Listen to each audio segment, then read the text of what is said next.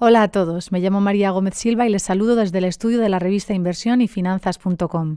Hoy vamos a hablar de un tema de interés en el mundo de las inversiones, sobre la renta fija, y en concreto sobre cómo obtener un extra de rentabilidad respecto a las emisiones de deuda más conservadoras, pero manteniendo un nivel de riesgo adecuado. Para hablar de ello tenemos hoy con nosotros a una persona que ha estado más veces aquí. Se trata de Ralph Felder, director general de BNY Mellon Investment Management para Iberia y Latinoamérica. Hola Ralph, bienvenido. ¿Qué tal, María? Gracias por la invitación. Gracias por estar otra vez con nosotros aquí. Y esta vez queríamos hablar un poquito sobre la renta fija.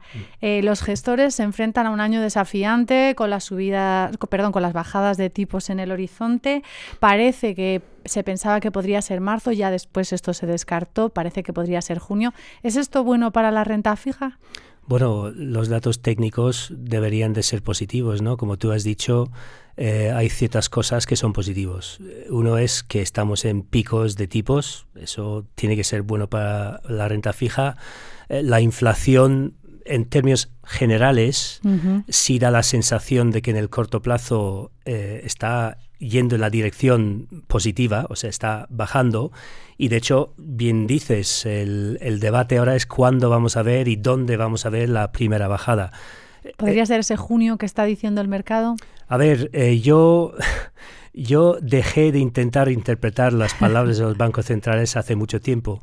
Yo creo que dependerá mucho de lo que vemos en áreas como, por ejemplo, el mercado de empleo en Estados Unidos para ver lo que hacen ahí. Si los datos últimos de Europa la semana pasada eran positivas, todo eso es positivo, pero un poco la dinámica de renta fija es que sí es positivo, nosotros sí que pensamos que es positivo, pero no todo vale. Pensamos que hay mucha volatilidad en este entorno. Lo vimos por lo que estamos diciendo ahora, de que las previsiones de bajadas han ido moderando a lo largo de este año. El año pasado vimos lo que pasó con el bono de gobierno americano en el último trimestre. Entonces tenemos que tener cuidado. Positivo sí, quizá más en cortas duraciones en el corto plazo, pero cuando vemos esa claridad de las bajadas podemos ir paulatinamente añadiendo duración. O sea, sí, pero no todo vale.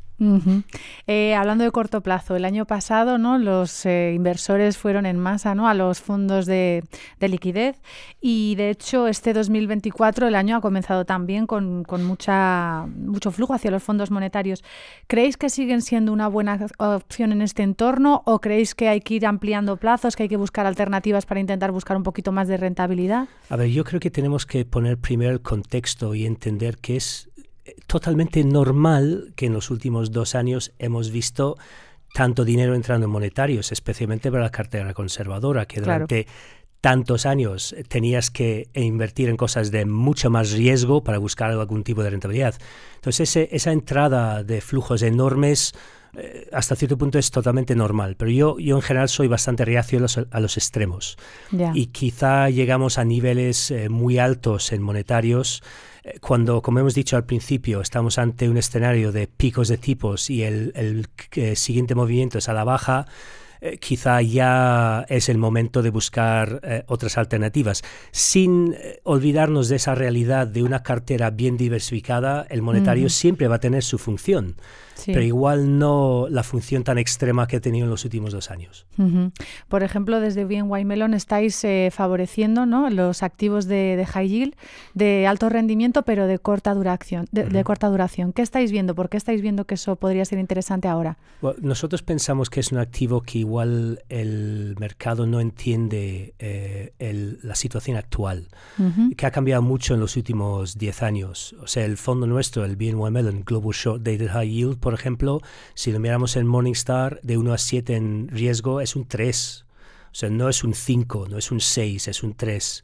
Entonces, la clave ahí es cuando tienes bonos de cortas duraciones, o sea que el vencimiento del bono es entre los siguientes 2 años más o menos, tienes mucha más claridad sobre el flujo de caja en este entorno. Limita el riesgo, ¿no? Limitas el riesgo porque es mucho más transparente el potencial que tiene la empresa a pagarte el cupón y el principal en los siguientes 2 años. También tenemos que entender que en este actual momento la curva está invertida y no te está pagando por tomar más riesgo en el corto plazo en duraciones. Por tanto, nos parece que hay un TIR que sigue siendo interesante en estos activos a pesar de la corrección del principio de año. Creo que el fondo está actualmente en 6 y pico, que es interesante. Los diferenciales son muy estrechos, pero eso marca las peticiones de demanda que hay para activos. Esto es un fondo de altos TIRs, no de altos diferenciales. Entonces, nos parece que es un activo que ofrece una rentabilidad interesante, por menos riesgo de lo que piensa el mercado, por esa falta de comprensión de la estabilidad, la calidad, la falta de apalancamiento si eliges bien, y el potencial de rentabilidad que hay.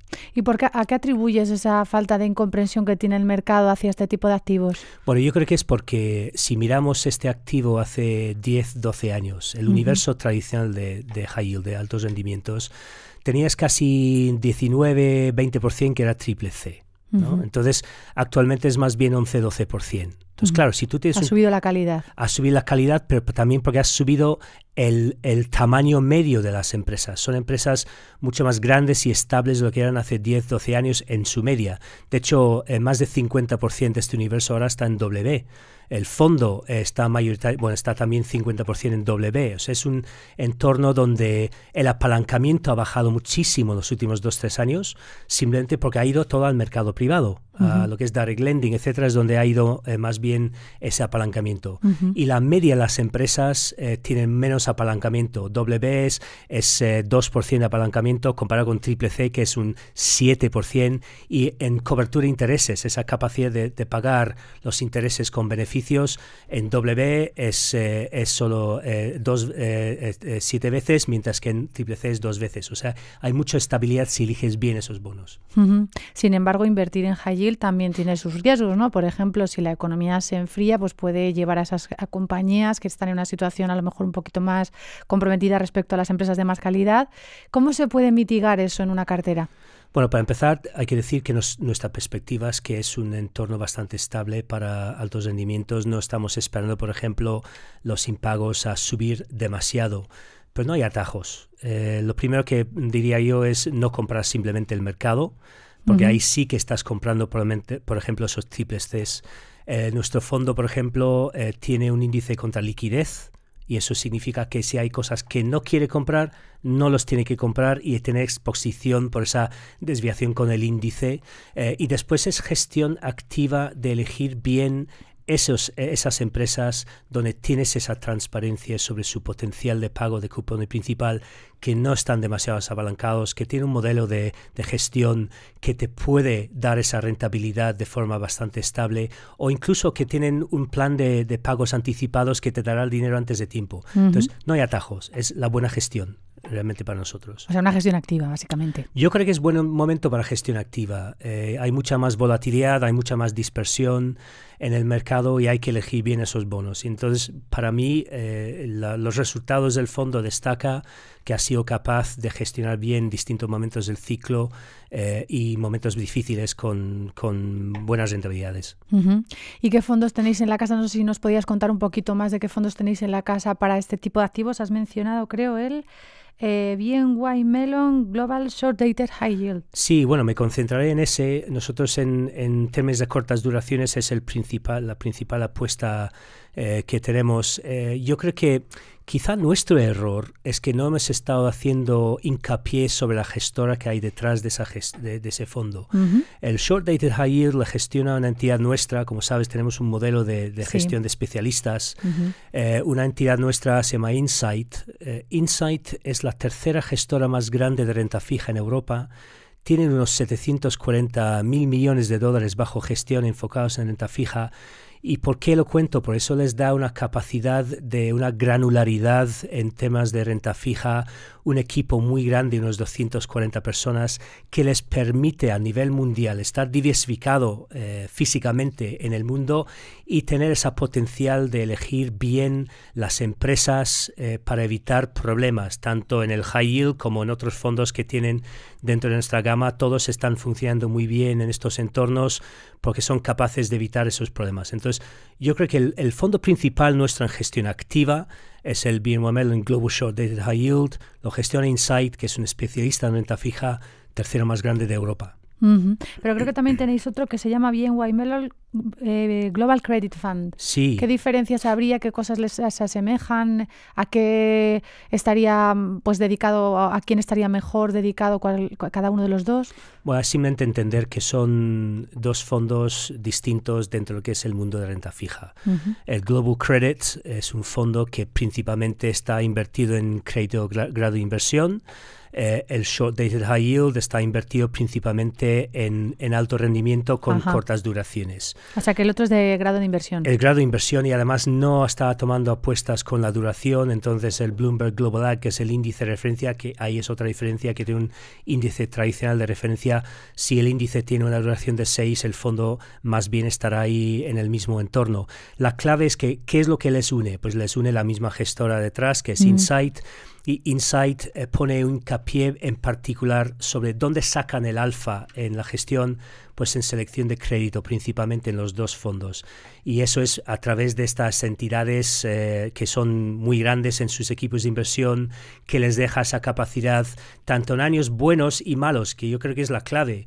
En gestión activa, lo que quieres es que los fondos añaden valor no solo en los años buenos, sino en los malos, que ahí es donde realmente destacas el valor principal. Y los dos fondos en ese contexto lo hacen muy bien. El Global Credit a largo plazo creo que está anualizado, ganando al índice más o menos 1,4 con algo, y el Short Dated High Yield se ve muy bien en años como 2022, que fue un año donde el High Yield europeo bajó 13-14%, el fondo bajó en euros 5%. Entonces, esa capacidad de proteger dinero en años malos, pero después, por ejemplo, Short Dated el año pasado, en 2023, en euros de nuevo sacó más de 12%. Entonces, son fondos que son capaces de añadir valor en esos años buenos y también defender muy bien en los años malos, que es a lo largo de los ciclos lo que buscas realmente en fondos. Y hablando de selección de crédito, como has mencionado, ¿en qué tipo de activos, industrias, compañías estáis viendo valor ahora mismo en crédito? Sí, bueno, si miramos los dos fondos, son, de nuevo, conceptos distintos y tienen ideas distintas. Lo que hace el fondo Short Dated es básicamente buscar aburrimiento. Lo que busca en este tipo de activo son ideas que sabes con algo de claridad y con garantía que te van a estar pagando lo que necesitas en los siguientes 6 meses, un año y medio. Entonces ellos, por ejemplo, están evitando áreas donde no ven flujos de caja estables. Bancos, por ejemplo, en alto rendimiento no les gusta, inmobiliaria no les gusta, y lo comento porque precisamente son áreas que sí les gusta en grado de inversión. Claro. Que son totalmente distintos. Y eso es, de nuevo, para destacar esa capacidad de la misma gestora de diferenciar entre dos distintos fondos. Entonces, en Short Dated High Yield, flujo de caja es absolutamente la clave de la gestión, y esas ideas detrás de los sectores que está invertido. Por ejemplo, está muy involucrado y muy invertido en telecomunicaciones europeos, porque si tú tienes un problema en casa o tienes un problema en empresa, ¿qué es lo último que vas a dejar de pagar? El móvil. Entonces, al final esa garantía te da.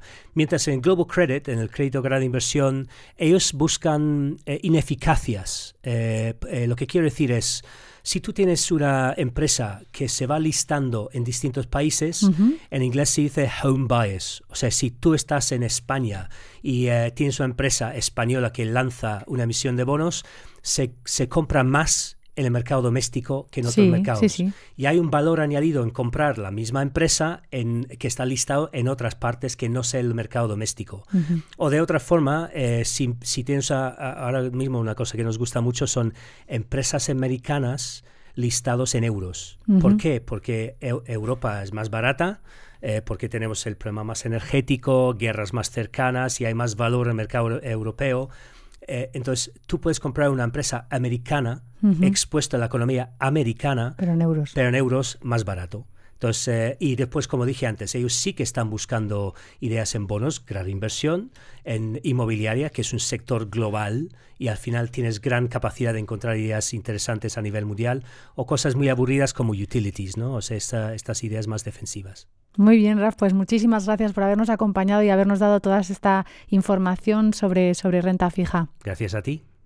Y a ustedes, gracias por acompañarnos y hasta pronto.